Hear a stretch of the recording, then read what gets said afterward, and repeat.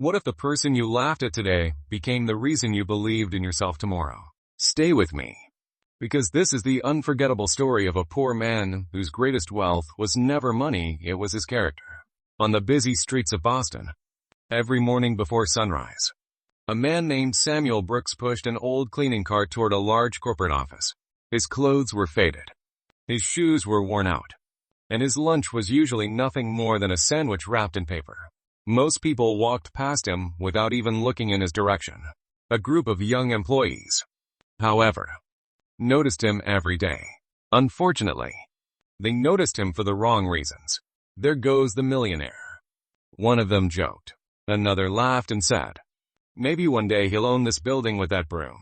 Their laughter echoed through the entrance, while Samuel simply smiled and wished them a good morning. He never argued. He never became angry. He simply continued working. What nobody knew was that every evening after work, Samuel visited the public library. He spent hours reading books about leadership, history, communication, business, and human behavior. His tiny apartment was filled with notebooks containing lessons, ideas, and inspiring quotes he had written by hand. Years earlier, Samuel had owned a small neighborhood bookstore. He dreamed of creating a place where children could discover the joy of reading. But a terrible flood destroyed the shop, and soon afterward his wife became seriously ill. He sold everything he had to pay for her treatment. But despite his efforts, she passed away, left with nothing but memories. Samuel accepted a cleaning job just to survive. Many people would have become bitter after losing so much. Samuel chose something different. He believed that life could take away possessions, but never wisdom, kindness, or hope. Every morning he reminded himself of one simple sentence: keep growing, even when nobody notices. Months turned into years. The employees continued making jokes. One rainy afternoon, Samuel was drying the lobby floor when a young executive accidentally slipped. Samuel quickly grabbed his arm before he fell. Instead of saying thank you, the executive laughed awkwardly and said, "Looks like being a janitor is finally useful." His friends laughed again. Samuel simply smiled and replied, "Helping people is always useful." The words were forgotten almost immediately. Then the unexpected happened. The company faced a serious financial crisis after losing several major clients.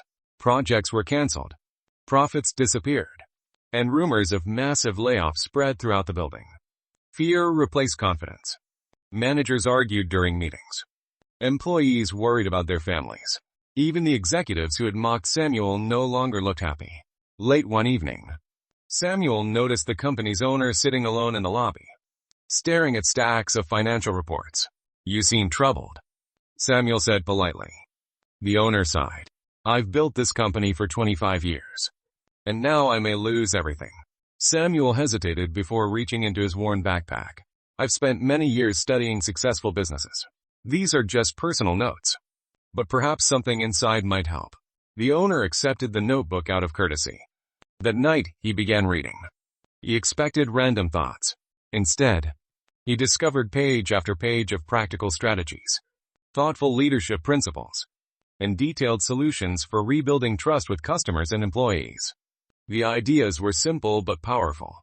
Reduce unnecessary luxury spending. Listen to employees on the front lines. Focus on long-term relationships instead of short-term profits. Encourage teamwork instead of competition. Lead with honesty during difficult times. The owner finished reading before sunrise. The next morning he invited Samuel into his office. "Where did you learn all of this?" he asked. Samuel smiled. "I learned from books, from failure, and from life." The owner spent the next several months applying many of Samuel's ideas. The company slowly recovered. Customers returned. Employees became motivated again. Within a year, profits had returned stronger than ever before. At the annual company celebration, every employee gathered in the main conference hall expecting another speech about business success. Instead, the owner walked onto the stage holding Samuel's old notebook. He smiled and said, "Tonight we are not celebrating numbers. We are celebrating a manual." He invited Samuel onto the stage. The room became silent. Many employees looked confused. Some whispered to each other. The owner explained how the humble janitor had quietly provided the ideas that helped save the company during its darkest days. Nobody could believe what they were hearing. The same men they had ignored for years had become the company's greatest teacher. Slowly, everyone stood up. The applause grew louder and louder until the entire hall echoed with respect. Several employees wiped tears from their eyes.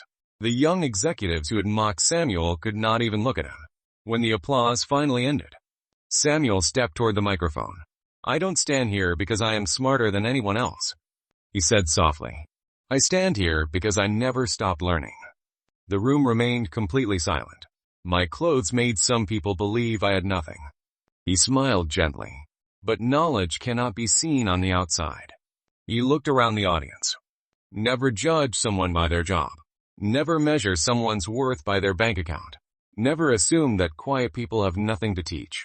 The greatest investment you can ever make is in your own character. His words touched every heart in the room. After the ceremony, the employees lined up to apologize. Some admitted they had been arrogant.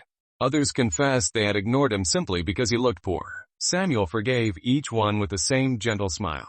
Months later, the company offered him a senior leadership position. He accepted on one condition. "I want every employee, no matter their job title, to have access to free education and personal development." The owner agreed immediately. Soon the company opened a learning center where cleaners, receptionists, managers, and executives studied together. Samuel became its first mentor. Years later, people no longer remembered him as the poor janitor. They remembered him as the man who proved that true greatness has nothing to do with wealth. It comes from humility. It grows through learning. It shines through kindness. And it inspires others long after money, titles, and success have faded away. The people who once laughed at Samuel never forgot the lesson he taught them. A person's value is never determined by what they own, but by who they choose to become. Sometimes the poorest person in the room carries the richest heart, the wisest mind, and the greatest power to change the lives of everyone around them.